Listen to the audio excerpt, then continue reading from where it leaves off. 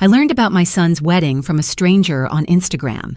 She had tagged a florist in a photo, sparklers, a barn strung with Edison bulbs, a white dress I'd helped pick out on a sticky June afternoon, and my son, with the smile I used to know, stooping to kiss his bride's forehead.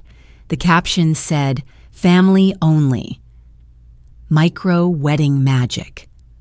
I stared at those words until they blurred. Family only. Somewhere in that definition I had fallen out of frame. I called him immediately, palms damp against the phone. "When is the wedding, Ryan?" "I'm trying to book a flight, and I need the date." "We already did it, Mom," he said, like I was asking for a ride to the grocery store. No apology, no awkward laugh, just a sentence he had practiced. "It was last night." Just a small thing. Don't be hurt. We wanted to keep it simple. Britt gets anxious with big crowds. In the background, I heard clinking glasses and someone yelling, "To the Hales!" and a woman, Brittany's mother probably, saying, "Best night ever." I closed my eyes and saw the barn in that photo again, the string lights, the long tables, the faces turned towards something I wasn't looking at because I hadn't been invited to look. "I bought the dress," I said too quietly. "I thought we were waiting on the venue." "We were," he said. "Plans changed. It was a vibe thing. Don't make it a big deal, okay?" I hung up with my heart climbing into my throat like it was trying to leave the room before I could. I sat down at the kitchen table, the same maple table where Ryan ate dinosaur-shaped nuggets and traced letters with a blunt pencil, and told me he would buy me a red convertible one day. I opened the laptop and pulled up my bank statements. Maybe some part of me wanted math to dull the pain.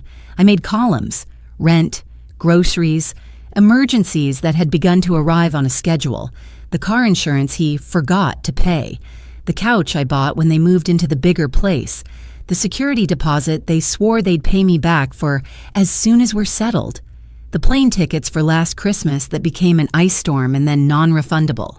3 years, 36 months of $600 rent transfers, $21,600. Groceries, let's be conservative, $150 a month, $5,400.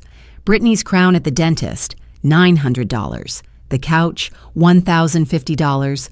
Car insurance top-ups, $1,200. Security deposit, $1,200.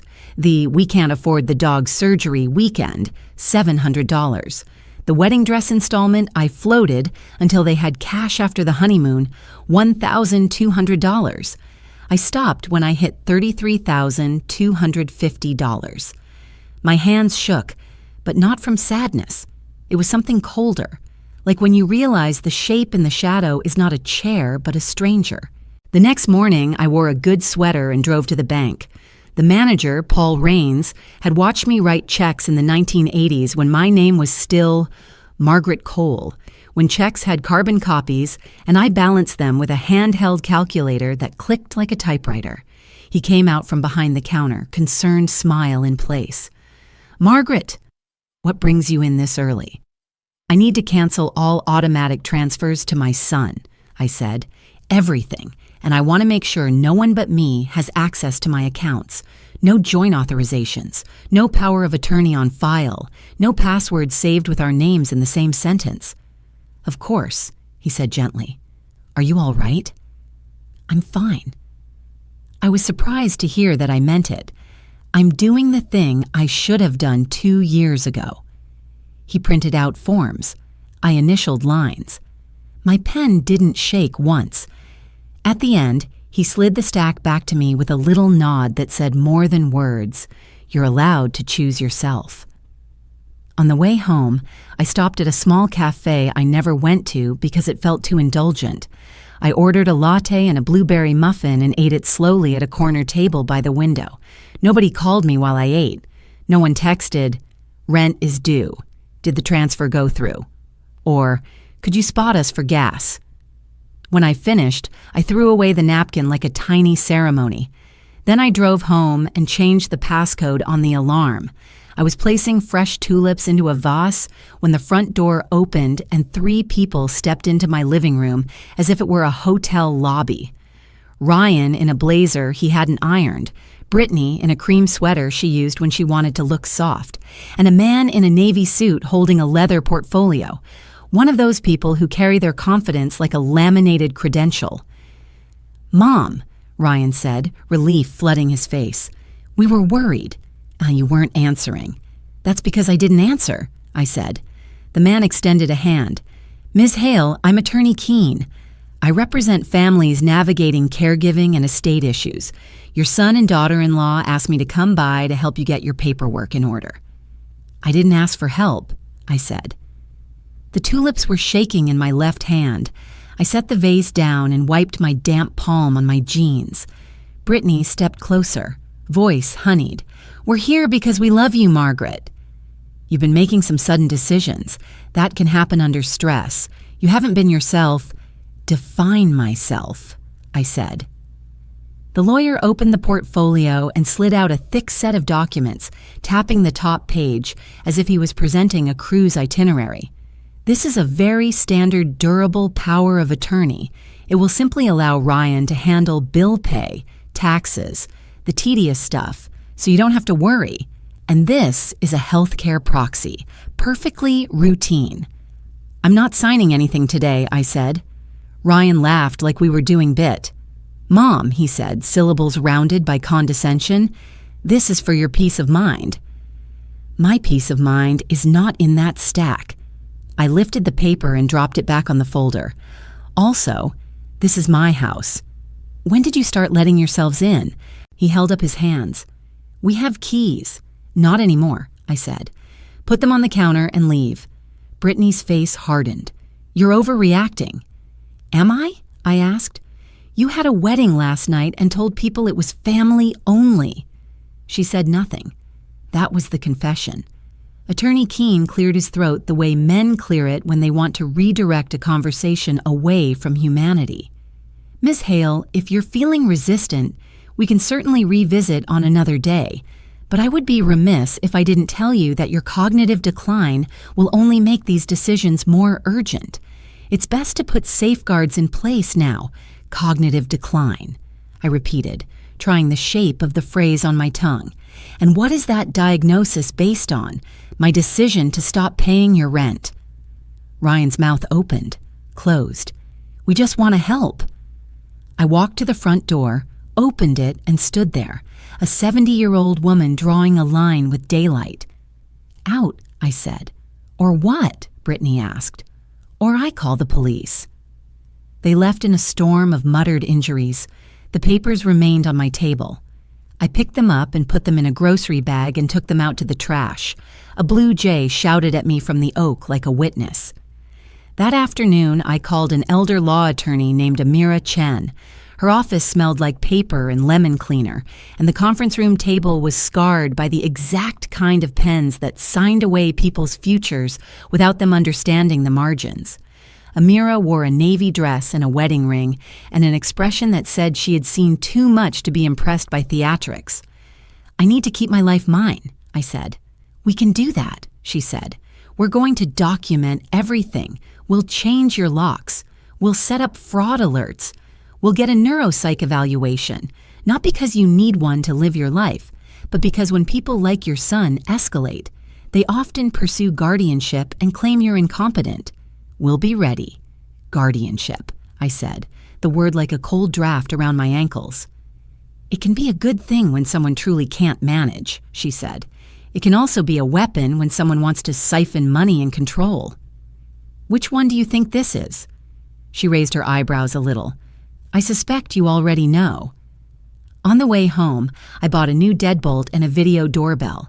The kid at the hardware store, barely 20, smiled and said, "My grandma loves hers," and offered to carry the box to my car.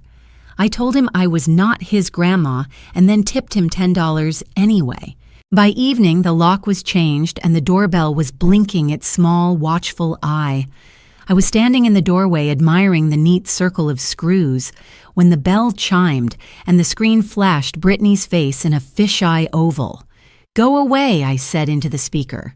"We're worried," she said, soft and smiling for the camera. "You've always been so generous."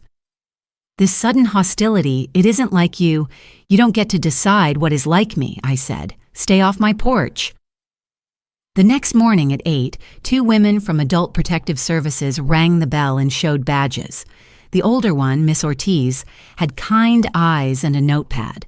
The younger one's name was Kristen, and she looked at me like a bird looks at a shiny thing it doesn't trust.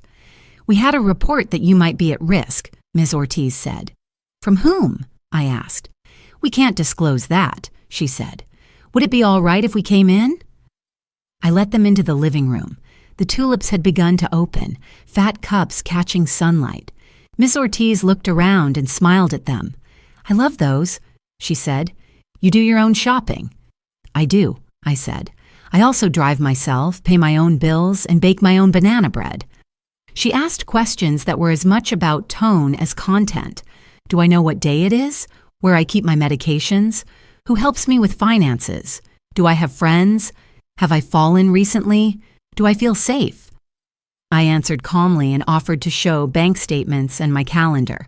I pulled open drawers and cabinets like a woman adding evidence to a case she hadn't asked to make. When I told them my attorney would be here in 10 minutes, the younger one stiffened. Ms. Ortiz just nodded and said, "That's perfectly fine." Amira arrived like she'd been waiting in the parking lot. She listened, took notes, and asked the APS workers for their card. When they left, Ms. Ortiz shook my hand and said, "You have your ducks in a row. If anyone tells you otherwise, they're selling something." 2 days later, my pharmacist, Mr. Patel, called. "Ms. Hale, sorry to bother you, but your daughter-in-law stopped by to ask about your prescriptions. I did not give her anything, but I thought you should know." "What did she ask?" I said. "If you were picking up anti-anxiety meds, if you were confused last time you were here." I told her that we don't discuss patient records and that you were your usual self. "Thank you," I said, and felt gratitude tug at something exhausted. There are still people built right. The videos from my doorbell showed their car rolling past the house twice a day for a week. Sometimes it paused. Sometimes it crept. Sometimes the windows were down, and I could see Brittany's hair like a pale flag in the wind. I logged the times and filed the notes. The officer I spoke to on the non-emergency line told me, "Document, document, document." So I did. Small print on the calendar squares, dates on photos, lonely little lines of proof. I went to the hairdresser for the first time in months. I bought a new lipstick that made my mouth look like it remembered something great. On a quiet afternoon, my neighbor Gloria Price shuffled up the walkway with a plate of lemon bars and a look that said she had raised 3 boys and knew all the ways love could sit like a weight on a woman's chest. "I heard some yelling last week," she said. "I wanted to make sure you're not drowning in some nonsense." "I'm fine," I said. Then, because she had brought lemon bars with powdered sugar like small snowfalls, I told her everything. When I was done, she patted my hand. "I cut my Frank off at 30, she said. He liked to call it borrowing. He also liked to forget the part where he borrowed from me. He learned. Or at least, he learned to borrow from someone else." "Do you think Ryan will learn?" I asked. She looked out toward the street where the sycamores were dropping their mottled bark in pale strips. "Some of them learn. Some of them don't. Your job is to learn yourself." 3 weeks passed. The house got quieter, and I remembered that quiet could be sweet. I put on old records and ate strawberries over the sink and painted the back bedroom the color of good rain. I began to believe that maybe the worst was over. Then Amira called and asked if she could stop by with papers. She sat on my couch, crossed her neat legs, and said, "They filed for guardianship in probate court this morning." My stomach flipped as if I was on a ride I had never agreed to board. "They're arguing you lack capacity to handle your affairs," she said. "We will contest. We will ask for an independent evaluation. We will subpoena bank records and text messages. But you need to prepare yourself. It's not often about truth. It's about what you can prove with a neat header and a signature." "What happens if we lose?" I asked. "Then a stranger or your son would have legal control over your finances, residence, and medical decisions," she said. "We are not going to lose." You sound very sure, I said. I am very angry, she said. When I'm angry, I'm efficient. We got efficient together. She referred me to a neuropsychologist named Dr. Felicia Hart, who administered 2 hours of tests that made me feel like I was auditioning for my own life. Memory lists, clock drawings, counting backward from 100 by 7s, word recall. When she was done, she smiled at me like a teacher who had watched a great student take a difficult exam and said, "You can still run circles around people half your age." She promised a report within a week. We visited Mr. Patel, who wrote a letter clarifying my medication record and that no concerns had ever been noted about my cognition. Paul Raines at the bank printed statements showing I initiated transfers, I canceled them, and I had a long, consistent history of responsible management. We filed police reports for the attempted coercion with the power of attorney papers, and we talked to Officer Gomez, who had responded once when the arguing spilled onto my lawn. He wrote that I was calm and clear, that I requested their help appropriately, that there was no evidence of confusion. Every sentence was a sandbag against a river. We also knocked on Mr. Culver's door, the man across the street who shouted at his yard service guys like they were trying to steal his grass. He had given a statement to Brittany's lawyer claiming he'd seen erratic behavior. He opened his door as if we had disturbed a nap he had been planning all day. "You've been telling people I'm unhinged," I said. "I told them what I saw," he said. "You installed cameras. You have different cars here all the time. You yelled at your family on the sidewalk. I installed cameras after my family came into my house without permission," I said. "The cars belong to women I have coffee with. And I yelled at adults who believe their mother's bank account is a trust fund that already matured." He squinted. "I don't want to be in the middle." "You already put yourself there," Amira said, voice dry. "If this goes to court, you'll have to sit on a bench and explain your opinion under oath." He slammed the door, which felt like a victory because it meant he didn't have another sentence loaded. The night before the hearing, I ironed a navy dress and set my handbag by the front door. I wrote myself a note on the back of a grocery list. Breathe. Answer only what is asked.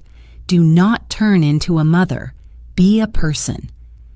I slept 3 hours and woke with the sense that someone was standing over my bed. No one was there. It was just adrenaline wearing heels. The probate courtroom was smaller than I expected, beige as a motel and twice as impersonal. The seal on the wall looked like it had been ordered from a catalog of seals. After we sat, Brittany turned around in her front row seat and flashed me a smile that made me think of all the sugar in America poured into 1 cup of tea. Ryan didn't look at me. His tie was crooked. When the judge entered, everyone stood. He had the expression of a man who has said the same sentence in 57 ways and is prepared to say it again. He listened to Attorney Keene make a speech about a concerning pattern of sudden changes and a vulnerable adult and influence from unscrupulous outsiders. He spoke as if concerned, and I understood why people fell for him. Some men can make cruelty sound like charity. Brittany took the stand. She cried within the first 30 seconds, gentle sobs that stopped short of smearing her mascara. She said I had always been like a second mother to her. She said lately I was withdrawing from family, making paranoid statements, spending erratically. She said she had tried to help me get support, and I had lashed out and kicked them out of the house. Amira's cross was a clean knife. "When was the last time you visited Miss Hale without asking for money?" Brittany blinked. "I don't remember specific dates." "How many times in the last 12 months did you contact Miss Hale for reasons unrelated to finances or favors?" "I can't quantify." "Is it true you were married the evening of June 14th of this year, in a ceremony you did not invite Miss Hale to?" "It was small?" "Did you post photos to social media using the phrase, 'family only'?" "I don't recall the exact caption." Amira's eyebrow went up just enough to let the room know that a screenshot waited like a trap. Ryan testified next. He spoke in the voice he used as a teenager when he wanted to sound reasonable while requesting something unreasonable. "My mom has always been so generous," he said like a fairy tale, "but lately she's been impulsive. She's isolating. We're worried she's being manipulated by a neighbor and an attorney who want her money." "Who paid your rent in March?" Amira asked. "My mom helped," he said. "In April?" "She helped that month too." "May. She's always been generous." "What happened in June?" "She cut us off without warning." "Are you financially dependent on your 70-year-old mother, Mr. Hale?" He swallowed. "We were getting on our feet." "How does one get on their feet while sitting in their mother's checking account?" There was a sound in the courtroom that day that I will remember forever. It wasn't a gasp. It was smaller than that. It was the sound of a dozen minds recalibrating their compassion. Mr. Culver testified and tried to make his inconvenience into my incompetence. He talked about cameras and cars. When asked by the judge if he had ever spoken to me directly, he said no. When asked if he had ever seen me do anything that suggested I couldn't care for myself, he said, "I'm not a doctor." And you could feel the air go out of his certainty like a tire losing a little hiss. Dr. Hart testified and said words that sounded like an angel showing up with a spreadsheet. Intact executive function, excellent score for age, no evidence of cognitive impairment, independent activities of daily living, all appropriate. Mr. Patel explained about Brittany's visit and my non-prescription medication history. Officer Gomez described the day they were called and how I calmly asked for help. Paul Raines, bless him, explained that I had managed my accounts responsibly for decades, initiated and canceled transfers by choice, and never exhibited confusion. Then I took the stand. The bailiff held out a Bible. I declined politely and affirmed to tell the truth. My hand didn't shake when I raised it. "Why did you stop giving your son money?" Amira asked. "Because I finally understood that love isn't a transaction," I said. "For a long time, I thought if I gave, they'd stay." It turns out they were staying for the giving. When the gift ended, the relationship ended. That's not love. That's a subscription. "What do you want this court to know about you?" "That I'm not a danger to myself," I said. "That I am finally a friend to myself. That I pay my bills and water my plants and check on my neighbors and change my smoke detector batteries. That I learned to say no at 70 and I'm only sorry I didn't practice earlier." Attorney Keene cross-examined me. He tried to paint Amira as a predator, Gloria as an instigator, my doorbell as a fortress. He asked if I had ever misplaced my keys. I said yes, I was human. He asked if I had cried recently. I said yes. Grief was evidence of being alive, not of losing your mind. He asked if I had shouted at my son. I said yes. Sometimes a no has to put on boots to be heard. When he finished, for the first time all day, I saw Ryan look at me, my son, the boy I brought home in a flannel blanket from Miami Valley Hospital who loved Cheerios and called firefighters fire guys, and once, at 7, proudly handed me a rock he said was a diamond. His eyes were glassy with something that might have been shame or might have been the glare from the fluorescent lights. Brittany stared at the table.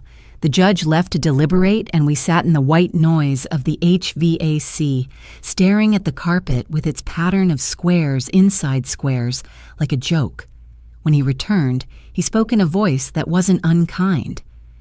"This court finds that Ms. Hale has capacity to manage her personal and financial affairs. The petition for guardianship is denied. The court notes troubling evidence that the petitioner's motivations are primarily financial. Further attempts to coerce Ms. Hale or to interfere with her residence or finances may result in protective orders and sanctions. Ms. Hale, you are free to go, free to go." The words landed like a key, sliding home in a lock I had been rattling for a year. Outside on the courthouse steps, Amira hugged me. "You did beautifully," she said. Gloria was waiting on the sidewalk with a thermos of sugared tea and a grin that belonged in a high school yearbook under "Most likely to raise hell for the right reasons." I drank from the lid and laughed and cried at the same time, a messy woman made of relief. I wish I could tell you Ryan came after me down those steps, that he reached for my hand and said the line all mothers want in a movie about families. I'm sorry, Mom. He didn't. He put on his sunglasses and walked toward the parking garage with Brittany, who had a lot of congratulations to accept from her reflection. I didn't go home right away. I drove to the park where Ryan learned to ride a bike. The ash trees were taller, the playground new and safer with rounded edges, like the world had been padded for someone else's children. I sat on a bench and watched a toddler negotiate with gravity. 2 teenagers shared earbuds and a secret. A mother with a stroller walked past me, and I smiled at her with a portion of my heart I thought had burned away. The next month was quiet in a different way. Quieter, like a clean kitchen is quiet, not like an empty house is quiet. I sold the big colonial I'd maintained for decades and bought a 2-bedroom apartment downtown with a balcony that caught the gold of late afternoons. Movers hauled away the heavy furniture that had propped up old stories. I kept the maple table, though. I wanted to put my coffee on wood that knew me. I made a will that made sense for my life. I left money to a library that taught me to love people I'd never meet, to a legal aid group that answered phones for women whose sons learned entitlement, like it was a second language, to a community garden that grew tomatoes in a neighborhood where tomatoes were a luxury. I opened a separate account for travel with the same giddy, guilty little thrill I had once felt wiring rent to my child. I flew to Santa Fe and learned to make red chili. I saw the Pacific from the railing in Mendocino and cried because sometimes the world is such a show-off it breaks your heart. I took a watercolor class and painted rocks like they mattered. I bought boots I had convinced myself I was too old for and a dress that had no occasion attached. I sprinkled birdseed on the balcony and named the pushiest Cardinal Lou. It would be neat for the story if Ryan texted on Christmas, repentant and sudden. He did text on Christmas. Merry Christmas, it said. No punctuation. I replied, Merry Christmas, Ryan. He wrote, Hope you're well. I said, I am. He said, We're going through some things. I typed, I'm sorry, and left it there. Boundaries are ugly at first until you see how beautiful they look on you. In the spring, I drove to Kentucky to see my cousin, the one I hadn't visited because plane tickets always wandered into someone else's crisis. We ate pie and laughed. On the way back, a pop-up thunderstorm chased me across the interstate, and I pulled off under a gas station awning and watched the rain hammer the world like 1,000 fingers. I felt alive. Not every legend has to involve survival, but that day, mine did. You might wonder if I ever regretted any of it. The money, the years, the sick hope that clung like a burr. I regret that I taught my son a lesson I didn't intend, that I would rescue him as a love language. I regret the silence I swallowed so he wouldn't have to, but I don't regret waking up. I don't regret changing the locks and the passwords and the old stories that said mothers are sockets you plug your life into when you run out of power. One afternoon in June, 2 summers after the barn wedding I didn't attend, I was in my kitchen making pasta salad for a block party when the doorbell chimed and showed me a face I hadn't seen in a year. Ryan stood on the porch, alone, thinner, the bravado hollowed out of him like a pumpkin after Halloween. I opened the door but left the chain on. Old habits, new spine. Hi, Mom, he said. Hi, Ryan. Can we talk? If we can talk without money in the sentence. He looked at his shoes. I deserved that. I spent a long time deserving better, I said. He shifted. Britt and I split. I'm sorry, I said, and I was. She said I wasn't a provider. She said I kept waiting for something to save us. She said a lot of things that felt mean and true.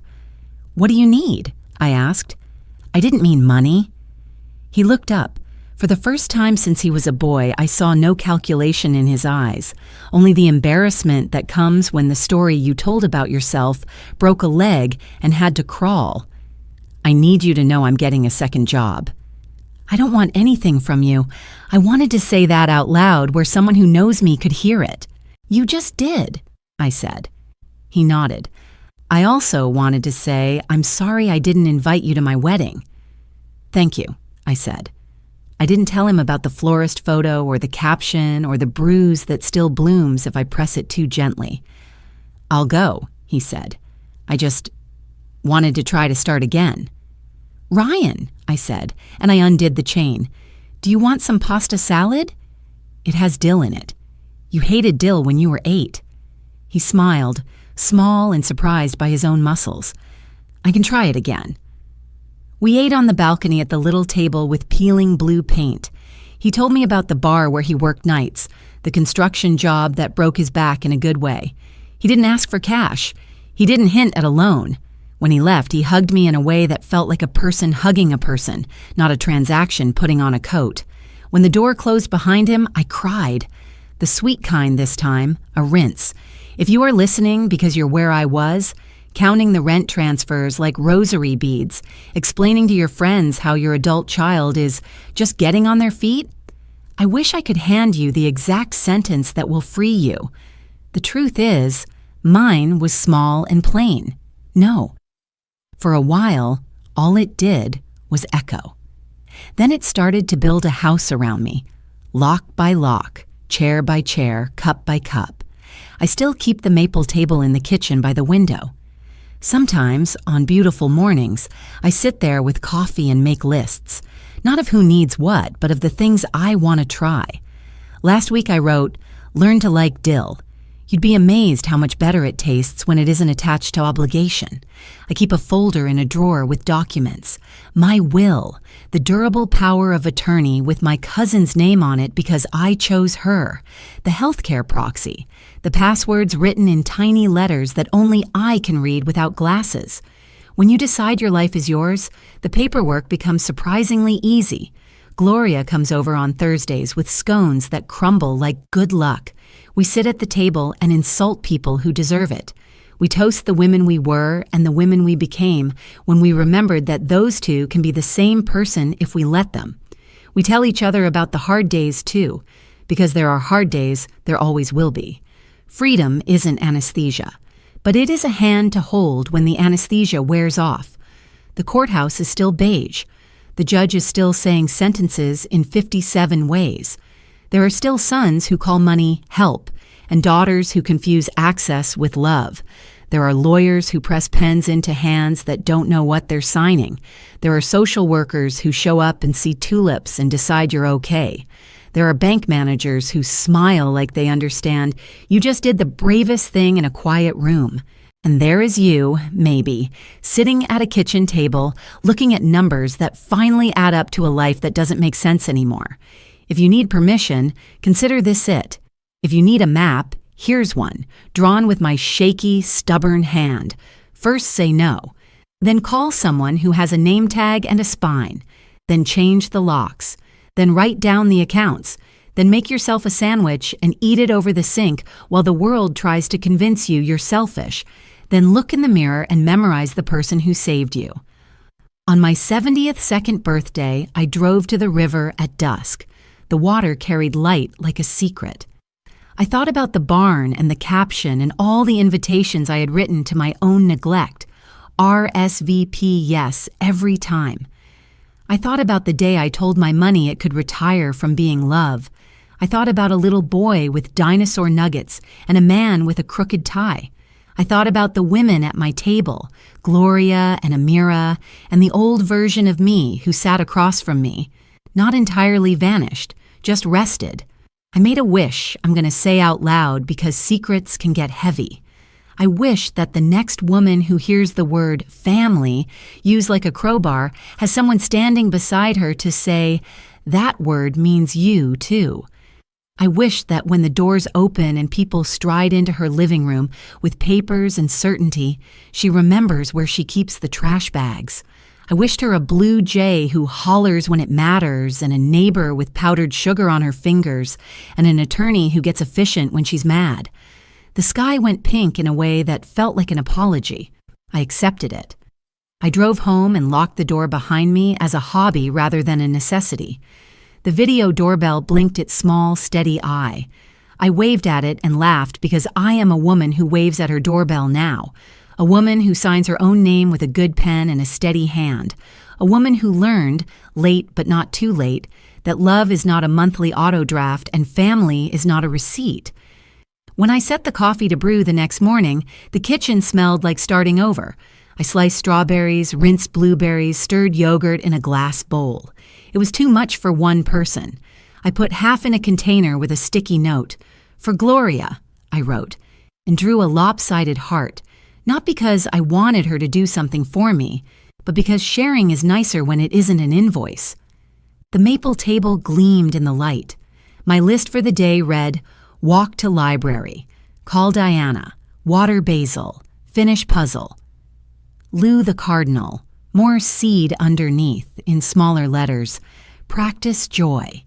I set down the pen and laughed at myself because practicing joy sounded like a self-help book. But then I spooned a strawberry into my mouth and realized that was exactly what I was doing, without a caption, with no audience, family only.